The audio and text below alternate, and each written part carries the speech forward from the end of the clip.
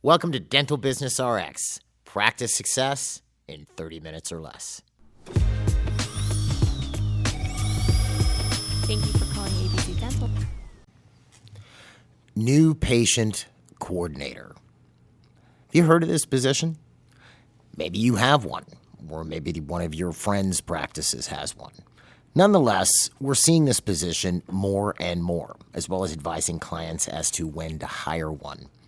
So what is this position supposed to do? Well, there's the trick, right? It depends, and I'm doing quotation fingers.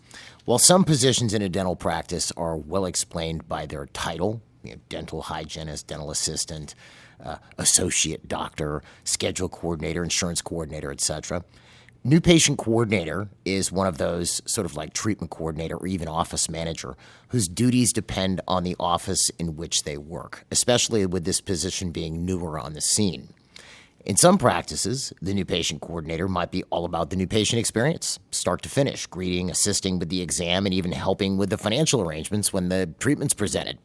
In others, the new patient coordinator is completely focused on, you guessed it, getting more new patients. So what is this position? At least how are we explaining it to clients? And what should this position do? And what are the expected outcomes of it? And the big question is, do you need one? Or when might you need one? Well, that's what I want to cover in this week's episode. My name is Jeff Bloomberg, and I'm your host. And let's start with what this position is, at least as far as the guidance we provide with clients. And understand it, let's look at what the cycle of production is with regards to new patients. Now, the way you figure out the cycle of production for anything is you start with the end result, the end product, which in this case is a new patient in your practice, and you sort of walk it backwards, all the steps that have to occur in order for this person to be in your practice. So if we rewind this and go backwards, we have a new patient sitting in your chair right now. What had to happen before that occurred? They had to be scheduled. Well, before they were scheduled, what had to happen? Someone had to convert that phone call or form lead if they filled out a form or they're part of your implant funnel. Someone had to convert that patient from an inquiry to an actual scheduled appointment. And prior to that, what did we have to have? We had to have somebody expressing interest. In other words, from a marketing lingo perspective, a lead. If we walk it forward, you have a lead. They call your practice. It gets converted. They get scheduled. Patient shows up. There's your cycle of production, so to speak, with regards to a new patient. So the way we explain a new patient coordinator position is they are responsible for the entire new patient cycle of production, from leads to conversion to getting them to show up to actually arriving into the practice. They may do a few things when they actually come into the practice as well, which I'll get into. And what would we expect from this position? We would expect tons of new patients. That's what that position is all about. And what's their statistic? Their ultimate statistic, you guessed it, is new patients. And they own this, essentially. They are responsible. And that's half the problem in a lot of cases, especially with new patients, is when you have a smaller practice, nobody's really responsible for the statistic. I guess the better way of saying it is, let's say you have a front desk and you have 3 front desk people. And they all do a bit of everything. They schedule, they collect money, they do walkout statements, they verify benefits, they file insurance. They all do a little bit of everything. You now have a 4-hour opening on the schedule. So who do you talk to? Well, they all do a little bit of everything, so all of them are responsible, right? Well, if everybody's responsible for something, who's actually responsible? And if you said no one, you pretty well guessed it. So one of the most important things you do in any type of an organization is somebody has to, if there's an area that's sort of mission critical, which new patients are, you want someone who's ultimately responsible for new patients.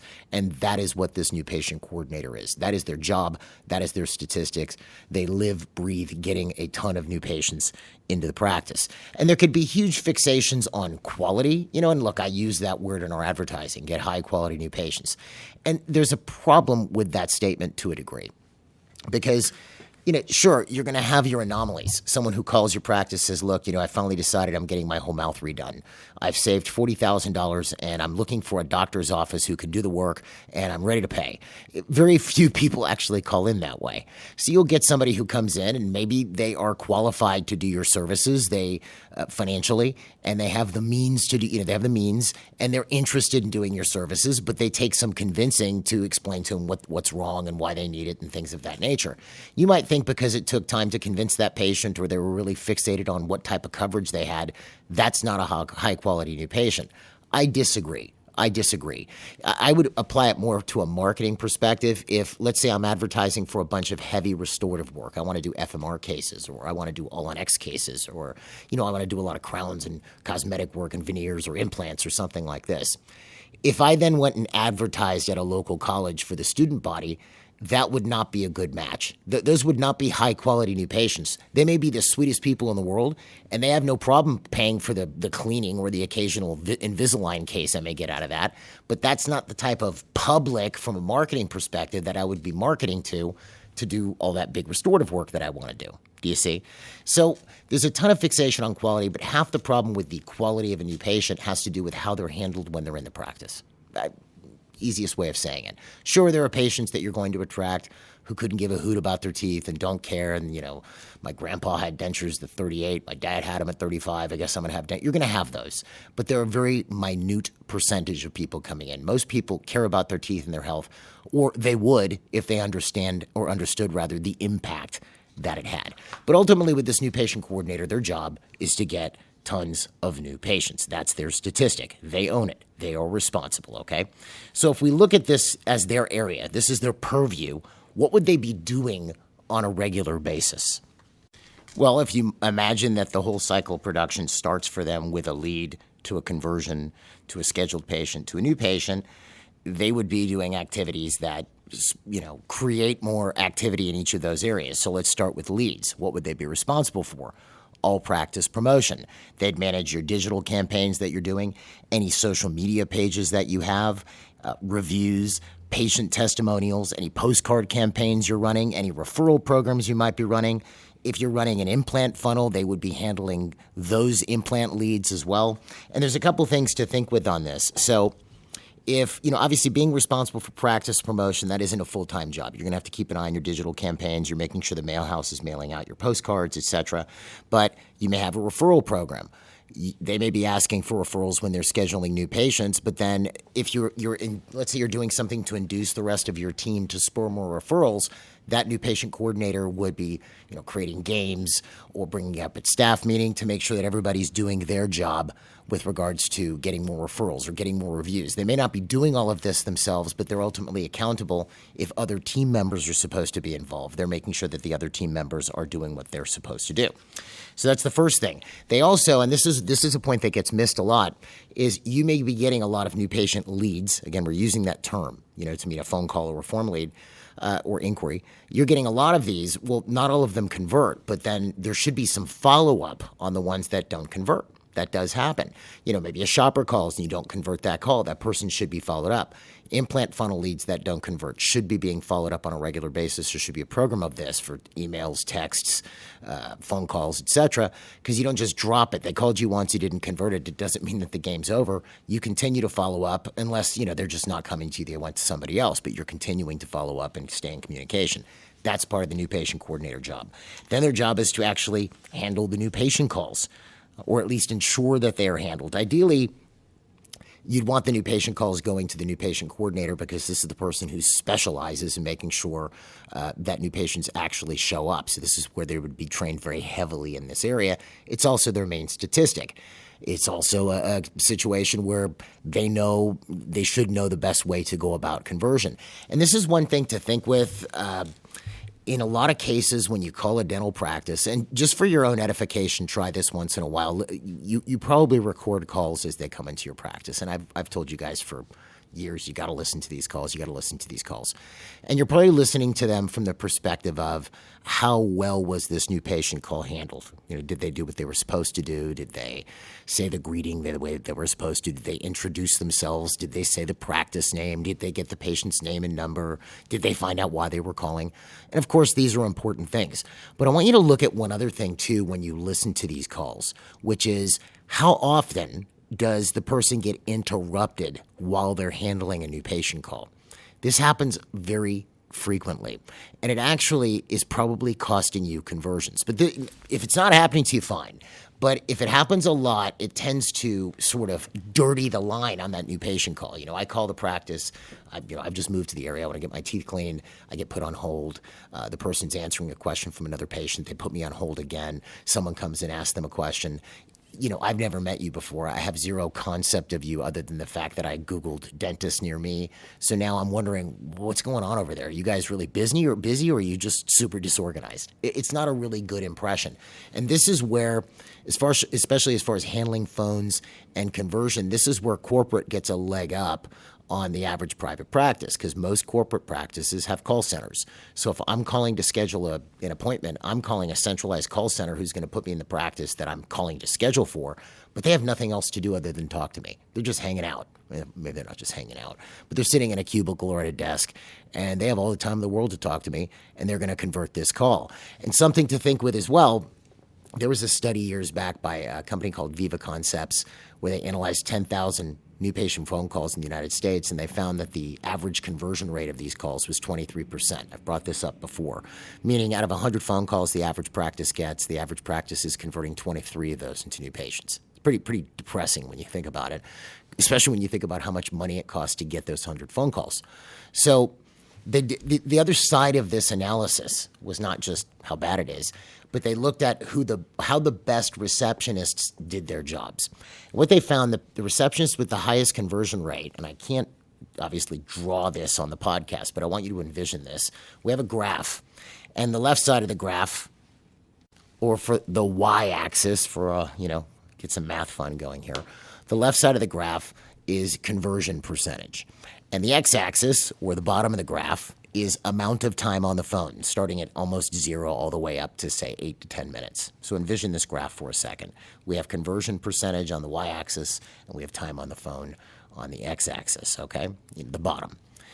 There's a direct correlation. You could draw a line starting very low in the 20s and then go all the way up to 80% the longer the patient is on the phone. The ideal new patient phone call, they found, lasted about 8 minutes because it gave the receptionist time to actually get into communication with patients who were calling in, find out about them, find out what they really needed, showed that they actually cared and had some empathy. They didn't seem rushed. It wasn't all about what insurance they had. They actually built a rapport with this patient. And believe it or not, that really stands out. And I can tell you that 100% because I've listened to a lot of mystery calls and very few receptionists do this. So if you really do this, your conversion rate is going to go up. But if you have to have somebody who can spend at least, doesn't mean every new patient phone call has to be 8 minutes, okay, folks? But if they could spend 8 minutes interruption-free, you have a better chance of converting, so you don't want the person handling new patient calls to be interrupted every 2 minutes. It just doesn't work. That's why we have this new patient coordinator. So obviously, and I'll get into whether you need one or you don't, but if you have enough new patient phone calls coming in, let's say you're getting, 20, 30 a day times 8 minutes, that's 240 minutes. It's 4 hours. You got to imagine that's a full-time person, even especially considering the other things that a new patient coordinator is supposed to be doing. And that gives them the ability to really maximize the conversion with these new patients. So they're handling creating leads, they're handling the incoming leads when they come in, or at least making sure they're handled properly if they're not there or they're off doing something else. And then they're making sure the new patient shows up. In some offices, the new patient coordinator will be the person who greets the patient once they come in. Reception greets them, but then the new patient coordinator, welcome to the practice, gives them a tour of the practice, makes sure any last-minute paperwork is filled out that they haven't filled out before they see the doctor. And that's pretty much where their job ends as far as the new patient coming into the practice. Then they go off with the doctor and the assistant or the hygienist or whatever. But after the patient's had an interaction with the practice, the new patient coordinator is following up again for reviews, referrals, testimonial videos. Maybe it's a really great case that was done and the patient was very happy. They have their little camera set up. They're filming this. They're posting it on social media. These are the things that they're doing. They're also doing, in addition to the marketing, they're doing other PR type activities to create a better view of the practice in the community. They might be doing food drives, adopt a pet type things, patient events, etc. The idea is why we're trying to, A, have a better perception of the practice in the community or have the practice thought of highly, And we're also trying to generate more leads. So when someone's thinking of a dental practice, you're the most reviewed practice in the area. You're doing all these cool things. You have a very current social media page and very current Google Maps page. So the amount of activity going on in your practice sort of becomes sticky. It acts as a glue for more and more new patients. And if you look at this area a bit further, I've just described all these activities between phones and marketing and PR activities and patient testimonials and social media, et cetera. As the business grows and you're getting more and more and more new patients, this may split into multiple jobs. You might have somebody who's just handling the phones and interactions with the patients in the practice, and somebody else is doing PR, social media, and other types of activities. Or, I might be doing testimonials, reviews, going out and doing various types of PR activities in the community while someone else is handling the phones. It's just like anything else. If I have a scheduler and the office is getting busier and busier, and now I've got, let's say, 2 doctors and 3 hygienists, and we're about to add a 4th, I might need to add some help for that scheduler, especially to ensure that my patient base stays active. I might add a hygiene coordinator who works underneath the scheduler. It's how areas grow. They start to split out the jobs a bit, and you get certain aspects of the job become more and more full-time. You could have a financial coordinator in a small practice, and maybe it gets bigger and bigger and bigger, and now you need somebody full-time handling insurance who reports to the financial coordinator who now is handling over-the-counter payments and accounts and things of that nature. So that's how this job might split as you go down the road. Okay, so the next question is, do you need a new patient coordinator, and when do you need one? Well, the first thing I would ask you, I know I'm answering your question with a question, but whatever, is do you want to grow aggressively, and are you investing a lot in marketing? If you answer yes to that, I would probably say yes, you should get a new patient coordinator, because you want, obviously, the most expert hands handling all of those incoming marketing leads. And it's not all just about marketing. You should be getting tons of referrals. You should be getting more reviews, the things that you don't pay for, social media activity, PR activity. Those are things that this person could be doing when they're not fielding new patient calls. The other thing is, if you're getting a lot of new patient traffic now, and you're looking to grow, you might need a new patient coordinator. As a matter of fact, I've seen a lot of clients I've talked to where they think, I'll get one someday, but then when you look at the amount of traffic they're getting, they actually need one. They're getting 200 phone calls a month for new patients. And just like I mentioned with conversion, but they're only getting 50 or 60 new patients when they theoretically, if they were converting 50%, would be getting, 100 plus new patients per month. Do you see? So this is where I would look at the amount of traffic you're actually getting. It can fool you a little bit. And you're probably getting more traffic than you actually think. So what I would probably do, especially if you're spending a lot on marketing, because your marketing is going to lose effectiveness if you don't make sure that the person receiving these calls and handling these calls is good at it, an expert at it. This can happen in any area of an organization. I could drive a bunch of qualified leads down onto your practice, but if you're not good at sales, then it's going to look like your campaign has bad ROI. Do you see? Let's say you do implants, and I have an implant funnel, and I'm sending you all kinds of qualified patients, but you can't close them. And it's not because of them. It's because you can't close them. But that's usually the biggest disconnect. The idea, the realization that you're having trouble closing, it's very easy for all of us, especially when things go wrong, to look for the reason why, and it's very difficult to go that it's because of us, right? So I'm sending you a bunch of qualified leads. You're not closing them. And you go, well, they're just not good qualified leads. Well, if you look a little further, maybe they are. Maybe you need to get better at closing. Same thing applies to new patients. You could be getting lots of phone calls and just sort of dismiss it as, well, they're just not high-quality new patients. They just weren't interested in this. They weren't the type of new patients that I'm looking for. But then when you really start to listen to some of these phone calls, you realize that, a lot of these could have just been converted and brought into the practice, and you lost a ton of money as a result. So it takes a degree of honesty with oneself, especially if you're spending a lot on marketing, to make sure that you're not actually shooting yourself in the foot, so to speak, by not making sure that those leads are being handled properly. So if you want to grow and you want more new patients, I definitely recommend that the first thing you do is look at your scene, look at the amount of traffic that you're getting, and see if it would justify somebody to be able to handle that traffic uninterruptedly. I guess is that the correct word, where they could actually focus on these new patients. If it's something where you go, I just can't figure this out. Should I get one? Should I not? You can always contact us here at mgeonline.com or call us at 800-640-1140. You can also email me directly and explain your situation. I'm happy to talk to you at jeffb at mgeonline.com. You could also attend, I've got lots of options for you. You could also attend the MGE New Patient Workshop where we get into this in detail, and that might help you make a decision on this. But it could definitely be that, and making sure your patient base stays active really ensures that you have long-term sustained growth, and it makes life a heck of a lot easier because the schedule is never empty. So there's always something to do. And your office is growing, which is sort of what this is all about, right? Anyway, in the end, expansion is pretty easy if you know this. And I hate when people say that. It's just really easy, especially if I'm struggling with it. But I say it just because it actually is true. And I do hope that this helps, at least explains what this position is. That's about all I have for you this week. If you'd like to know more about MGE, you can find us online at mgeonline.com or call us at 800-640-1140. Folks, have a great week, and we'll see you the next episode.